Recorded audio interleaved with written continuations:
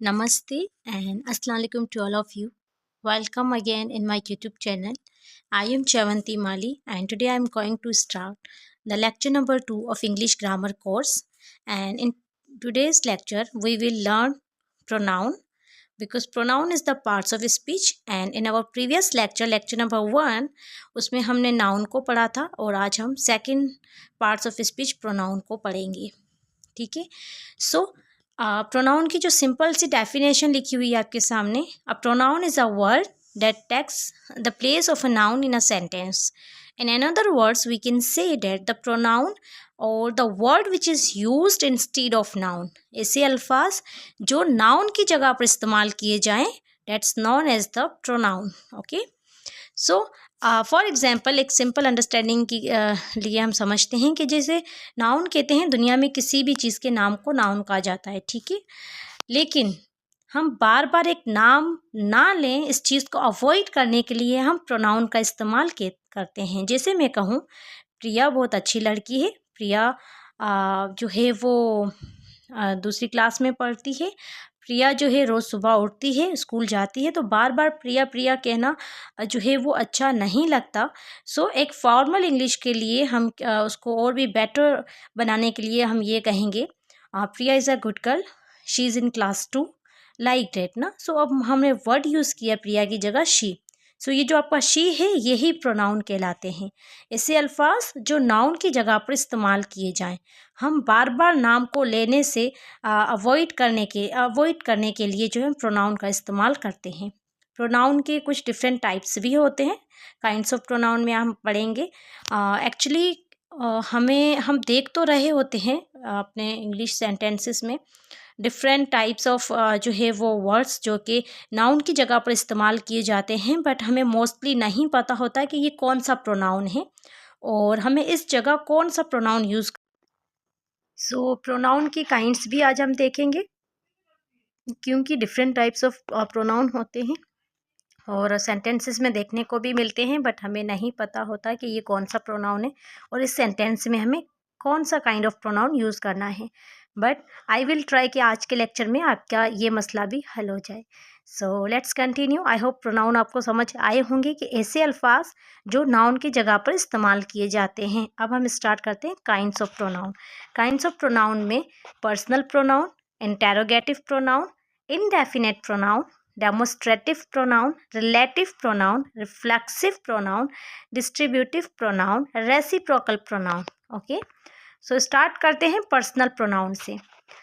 Personal pronouns are words used to replace a specific person or thing in a sentence. They are used to avoid repeating names or nouns. वही बात personal means कि जिनका specific person के लिए जो हम नाम use करें, जो वर्ड्स यूज़ करें नाउन की जगह पर, उनको हम पर्सनल प्रोनाउन कहते हैं. क्यों यूज़ करते हैं? ताकि हम अवॉइड करें रिपीटिंग नेम्स को. ठीक है, जो नाम बार बार रिपीट हो रहे हैं उनको अवॉइड करने के लिए हम पर्सनल प्रोनाउन का यूज़ लेते हैं. जैसे कि मैंने प्रीवियस एग्जांपल दी थी शी की, वो आपका पर्सनल प्रोनाउन है. लेकिन पर्सनल प्रोनाउन 3 टाइप्स के होते हैं. First person, second person and third person. First person कहते हैं स्पीकर को, रिफर्स टू द स्पीकर, यानी कि जो बंदा बोल रहा होता है. ठीक है, जिसमें आई और मी आ जाता है, यहाँ वही और एस भी आते हैं जो है वो जमा की फॉर्म में. ठीक है, अगर ज़्यादा बंदे होंगे तो हम वही यूज़ करेंगे. एंड देन सेकंड पर्सन कहते हैं सुनने वाला, रिफर टू अ लिसनर, जो सुन रहा होता है. ठीक है, जिसमें हमेशा यू ही होता है. मोस्टली सामने वाले बंदे को हम यू कहकर जो है वो मुखातिब करते हैं, प्रोनाउन जो इस्तेमाल करते हैं. तो सेकंड पर्सन कहते हैं लिसनर को, जिसके लिए हम यू का इस्तेमाल करते हैं. थर्ड पर्सन कहते हैं जिसके बारे में बात की जाती है. ठीक है, सो ही शी इट हिम हर, इस तरीके से. ये इसकी एग्जाम्पल से दे देम. अब एग्जाम्पल कैसे? जैसे मैं अभी बोल रही हूँ तो आई, ठीक है, और मैं पढ़ा आपको रही हूँ, I am teaching to you. ठीक है, सो यहाँ पे जो आई है, आई एम स्पीकर, लिसनर आप लोग हैं, तो यू क्या हो गए? Second person. And third person क्या हो गया यहाँ पे? अभी हमारा इंग्लिश, जिसके बारे में हम बात कर रहे हैं. ठीक है, सो ये एग्जाम्पल देने का रीज़न ताकि आपको अच्छे से समझ आ सके कि पर्सनल प्रोनाउन किसको कहते हैं. ठीक है, सो अब हम मूव करते हैं इंटेरोगेटिव प्रोनाउन की तरफ. इंटेरोगेटिव कहते हैं क्वेश्चनिंग, आस्क क्वेश्चंस, ठीक है। Interrogative pronouns are used to ask question, they help in gathering information by replacing the unknown subject और object in a sentence, okay. So जो अननोन सब्जेक्ट और object होते हैं उनको अवॉइड करने के लिए हम इंटेरोगेटिव प्रोनाउन का इस्तेमाल करते हैं, जैसे who, whom, whose, what, which. जैसे हु का इस्तेमाल आपको पता है, हम to refer to a person subject की तरह यूज़ करते हैं, who is calling you, okay. नाम लेने के बजाय हमने एक वर्ड यूज़ किया, who is calling you, so that's called the interrogative pronoun. Whom, whom did you invite to the party, whose book is this, okay. So what refer to a things or information like what is your name, refer to a choice among option, which dress do you prefer. So ये different interrogative pronouns है. In our upcoming lecture series हम जो है interrogative pronouns को जो है like WH family को in detail भी समझेंगे, जिसमें आपको मज़ीद जो है वो क्लियर होगा। इस बेसिक कोर्स में आप सिर्फ अंडरस्टैंड करें कि इंटेरोगेटिव प्रोनाउन किसको कहते हैं, ठीक है। जो सवाल पूछने के लिए जो वर्ड्स यूज़ किए जाते हैं ताकि हमें बार बार एक ही सब्जेक्ट और ऑब्जेक्ट यूज़ ना करना पड़े, ठीक है। एंड देन हम मूव करते हैं इंडेफिनिट प्रोनाउंस की तरफ।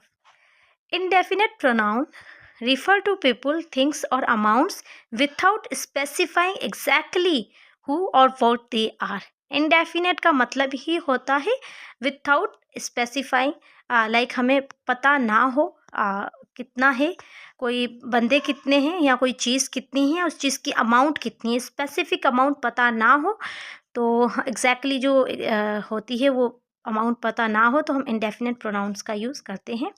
जैसे हम कहते हैं anyone, can anyone help me with this.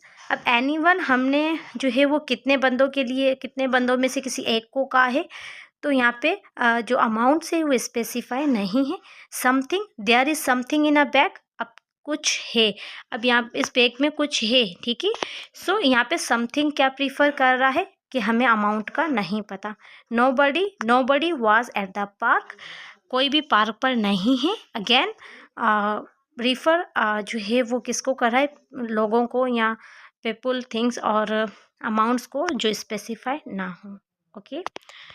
और प्लूरल फॉर्म में हम फ्यू, सिविरल, सिंगुलर जो है वो डिपेंड करता है कॉन्टेक्स्ट के ऊपर कि हम सिंगुलर या प्लूरल की बात कर रहे हैं। All is lost, all were present, some is missing, some are here. So I hope इन एग्जाम्पल से आपको और भी अच्छा समझ आया होगा। नाउ मूव करते हैं डेमोस्ट्रेटिव प्रोनाउंस की तरफ। Demonstrative pronouns are words use to point to specific things. Demonstrate कहते हैं पॉइंट आउट, कोई किसी चीज़ को पॉइंट आउट करने के लिए हम जो वर्ड यूज़ करते हैं, that's called the demonstrative pronoun. They indicate whether the item is near और far and whether it is a singular और प्लूरल। मतलब कि हम इसको इस्तेमाल कर किस लिए करते हैं, ताकि हम इंडिकेट कर सकें कौन सी चीज़ करीब है और कौन सी दूर है, और कौन सी जमा है, कौन सी सिंगल है, ठीक है।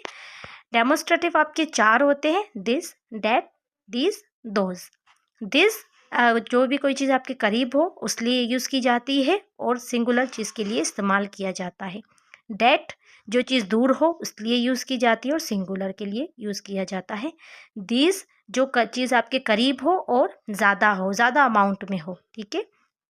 दोज जो चीज़ आपसे दूर हो और ज़्यादा अमाउंट में हो, तो आप दोज इस्तेमाल करते हैं, ठीक है। So like this is a book, ये किताब है, and that is my friend, अगर दूर से मैं उसको इशारा करूँ, ठीक है, तो एक बंदा है, आर माई बुक।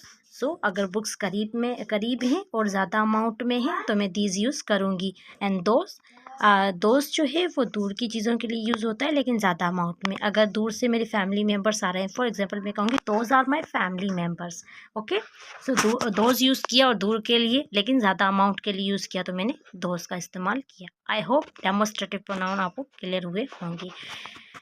मज़ीद एग्जाम्पल आपके सामने है। This is my favourite book, that is my beautiful painting, these are my friends, those are his shoes. So I hope इन एग्जाम्पल से और भी बेटर अंडरस्टैंड हुआ होगा। नाउ मूव करते हैं रिलेटिव प्रोनाउंस की तरफ।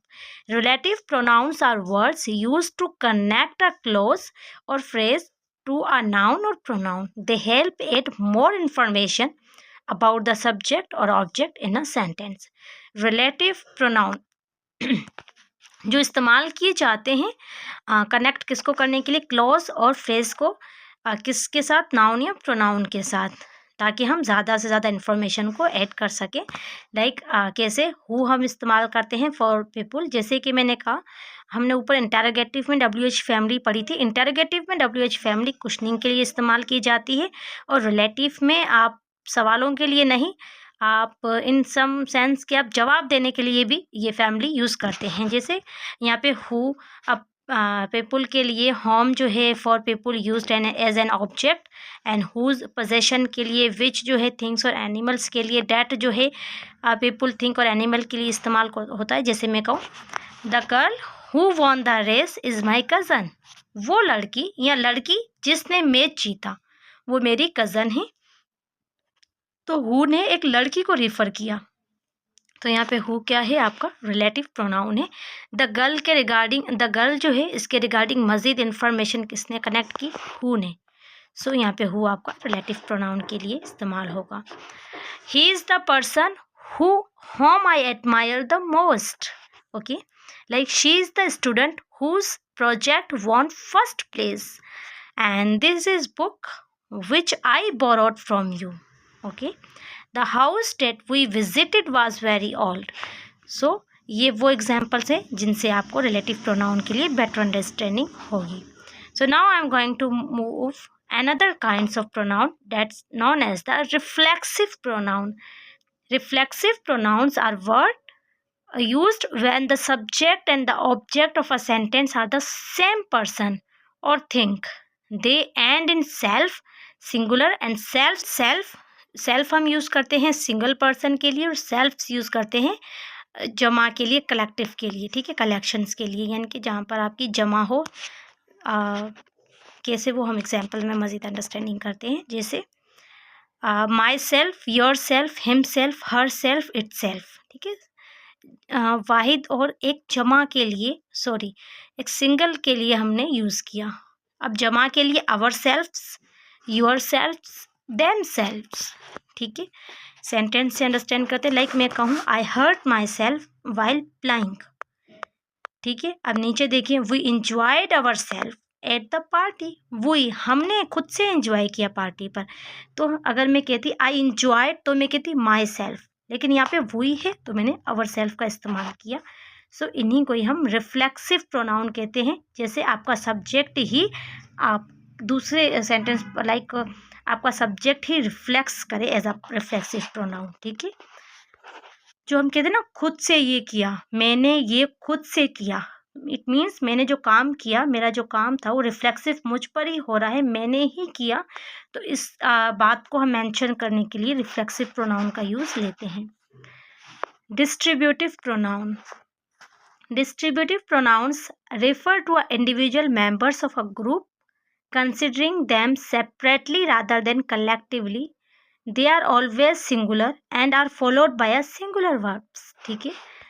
अब यहाँ पे देखें वो प्रोनाउन जो रिफ़र करते हैं इंडिविजुअल नंबर ऑफ ग्रुप को, ठीक है। अब इंडिविजुअली नंबर ऑफ ग्रुप को रिफ़र करते हैं और हम इनको जो ना सिंगल ही मानते हैं और सिंगुलर वर्ब ही यूज़ करते हैं, ठीक है। जैसे ईच, आइदर, नाइदर। एग्जाम्पल में देखें each of the students has a unique talent, each of the student. अब मेरा फोकस था एक एक बंदे पर, एक एक बंदे का मैंने नाम नहीं लिया, क्योंकि प्रोनाउन हम नाम ना लेने, रिपीटिंग ऑफ नेम को अवॉइड करने के लिए यूज़ करते हैं ना। तो डिस्ट्रीब्यूटिव ने क्या मदद की, मैंने सारे स्टूडेंट्स को ही कहा कि ईच ऑफ वन, हर एक स्टूडेंट जो है यूनिक टैलेंट अपने पास रखता है। तो मेरा इंडिविजुअल ही फोकस था, ठीक है। You can take either of the two books, ठीक है, and neither of the answer is correct, means not one of the two option, मतलब दोनों में से कोई नहीं। तो यहाँ से डिस्ट्रीब्यूटिव प्रोनाउन से क्या हम देख सकते हैं कि हम इंडिविजुअली जो है ना रिफ़र करते हैं, कलेक्शन ऑफ जो कलेक्टिवली लोग बैठे होते हैं उनमें उनको इंडिविजुअली जो है ना पॉइंट आउट करते हुए हम डिस्ट्रीब्यूटिव प्रोनाउंस का यूज़ लेते हैं. And then reciprocal pronoun. Reciprocal pronoun are used when two or more people, groups, things groups or things perform an action mutually, meaning they do something to or for each other. ठीक है. Mutual का मतलब है एक ही बंदा जो है या दो बंदे जो हैं वो सेम ग्रुप ऑफ दो या दो से ज़्यादा जो बंदे हैं वो म्यूचुअल अंडरस्टैंडिंग के साथ सेम ही काम करें. ठीक है. उनका जो काम की जो मीनिंग हो वो सेम आती हो तो हम रेसिप्रोकल प्रोनाउंस यूज़ करते हैं. जैसे मैंने अगर ये किया तो मुझे भी सामने से वही रिप्लाई मिला. ठीक है. तो डेट्स कॉल्ड द रेसिप्रोकल. आपने रेसिप्रोकल वर्ड अक्सर साइंस में सुना होगा. जैसे each other, one another. अब यहाँ पे देखिए the two friends help each other. अब देखिए दो बंदे थे, दोनों ने एक दूसरे की मदद की. एक ने मदद की, दूसरे ने भी मदद सेम उसकी मदद की. तो इट मीन्स रेसिप्रोकल हो गया. ठीक है. सो इसी को कहते हैं reciprocal pronoun. Two friends help each other with homework. ठीक है. यहाँ पे देखें मजीद अंडरस्टैंडिंग के लिए फ्रेंड ए ने हेल्प की फ्रेंड बी की एंड फ्रेंड बी ने हेल्प की फ्रेंड ए की. इट मीन्स ए और बी क्या है, रिफ्लेक्सिव प्रोनाउंस की तरह काम कर रहे हैं. तो इसके लिए हमने ईच अदर यूज किया. One another, the players congratulated one another after the match. एक दूसरे को. ठीक है. वन एन अदर मतलब एक दूसरे को मुबारक देने लगे. That's also called the reciprocal pronouns. So I hope pronoun and kinds of pronoun आपको अच्छे से समझ आए होंगे. अगर इसके रिगार्डिंग कोई भी सवाल हो तो आप कमेंट बॉक्स में पूछ सकते हैं और मज़ीद इन्फॉर्मेशन आप भी शेयर कर सकते हैं. For more videos like share and subscribe my channel. Thank you.